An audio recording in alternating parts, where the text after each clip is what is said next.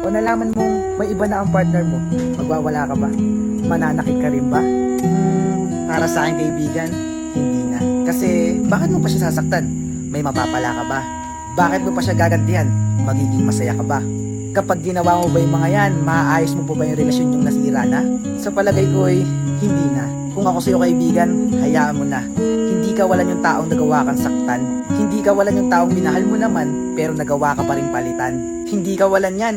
Mag-move on ka na lang at maging masaya mo na mag-isa. Kasi dadating din naman yung taong mamahalin ka at sure kang ikaw lang talaga. At kapag nakita ng ex mong masaya ka na nang kahit walang siya, babalik yan at hihingi ng tawad. Pero para saan pa ba? Masaya ka na, diba?